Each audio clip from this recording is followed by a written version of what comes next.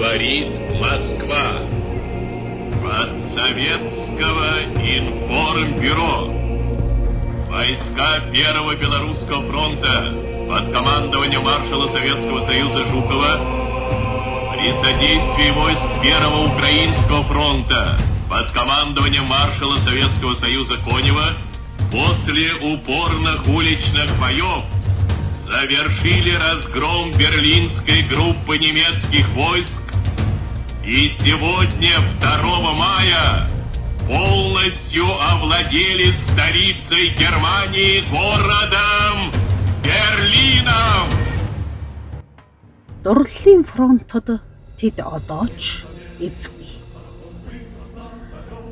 Сүгэлгэр өтгөн модод пишингийн бангута самгооны үнэр сүлжмэл хигээст морин тэрэг явган галуу хэрүүл шууган гармон хөгжмийн цаваа алчуур тогсон түхгэр авгайнар гар салавчлан тамхицуулсан дотор савлуур ирчүүд инх жаргалангийн туйлст алтан ганжиртай хонхот сүм эвшэн нойрмолмоор амар амгалан Оросын тосхон үлгэртэл баймаар инхчингийн орон шиг амар амгалан үхлийн гинжинд саламдуулж дайны сүдэрт үргэсэн.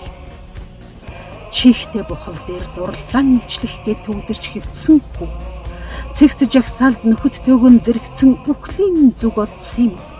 Мистер Шмидт, Фокер, Юнкерс хар хэрэг шиг нар халахлж өвсд нүх хөндийгөр гашуудлын үер ирчилжээ. Өвөртөө хүйтэнгийн тов твэрч зүүдэн хүртэл мартавч өр зүрхний хайр дурлал сэтгэлийн тэнхил өгнө. Ирвэхэ дэгддэг цэцгийн дэлбэ дарин халуунд цоохортож ингэртэн яваа бүсгүй зурагч өнцөг талаасаа сэмэрчээ. Алчуур зангидсан нулимсны шаналлтай өндөр үйл яасна. Ард үлдсэн жаргалтай нь хамт үрд мартагджээ. Тэд эргэж ирэхгүй. Тэд дахин дурлахгүй. Хайрыг мэдрэхгүй.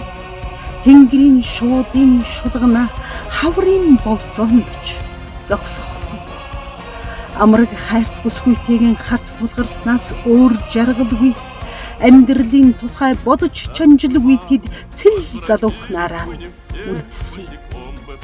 Хонгор амрагууд нь амьдралын тойрог үсгэж, үр ачаан үзэж, хот тосго дор таран Орос орон даяар аж төрцгөөж байна. Дурсамжийн утсаар носон алчуур нэхэн галын хаан дэргэд дурлалын түүх ярихгүй залуухан ирсэн гашуудан бодож байна.